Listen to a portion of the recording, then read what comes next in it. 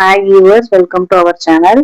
நம்ம சேனல்ல இன்னைக்கு ஒரு பேட்ச் ஒர்க் டிசைன் எப்படி ஸ்டிச் பண்றதுன்னு காட்ட போறேன். நான் ஆல்ரெடி ஃப்ரண்ட்டுக்கும் ஸ்லீவுக்கும் பைப்பிங் கேட்டிருந்ததுனால பைப்பிங் கொடுத்து ஸ்டிச் பண்ணி வச்சிருக்கிறேன். அடுத்து நம்ம பேக் சைடு எப்படி டிசைன் வைக்க போறோம், அதுல வர பேட்ச் ஒர்க்கை எப்படி டிசைன் பண்ணலான்றத உங்களுக்கு காட்டுறேன். பேக் சைடோட நெக் மாடல் இதுதான். இந்த நெக்ல தான் நம்ம பேட்ச் ஒர்க் பண்ண போறோம். இதுல இந்த கர்வ் பைப்பிங் வரும். இந்த லைன் ஃபுல்லா பால்ஸ் வரும்.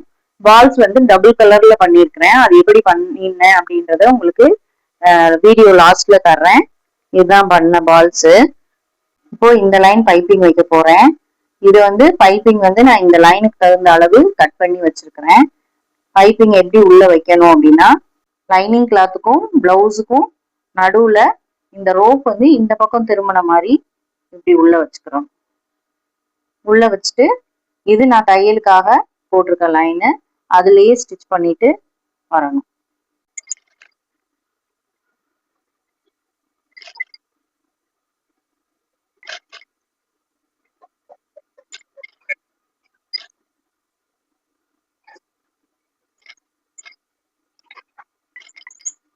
இந்த கார்னர் வந்ததும் நீடில குத்தி திருப்பிக்கோங்க. இப்போ இந்த இடம் ஃபுல்லா பால் வைக்கணும்.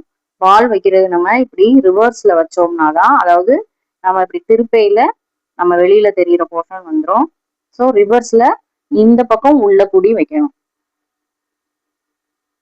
இது எல்லாமே நீங்க லைனிங்க்கும் பிளவுஸ் கிளாத்துக்கும் இடையில தான் வச்சுக்கிட்டே வரணும். 1/2 இன்ச்சுக்கு ஒன்ஸும் வைக்கலாம், 1 இன்ச்சுக்கு ஒன்ஸும் வைக்கலாம். நீங்க எவ்வளவு நெருக்கம் கொடுக்குறீங்கன்றது பார்த்துக்கிட்டு அதுக்கு தகுந்த மாதிரி அந்த லைன்ல கரெக்டா வச்சுக்கிட்டே வரணும்.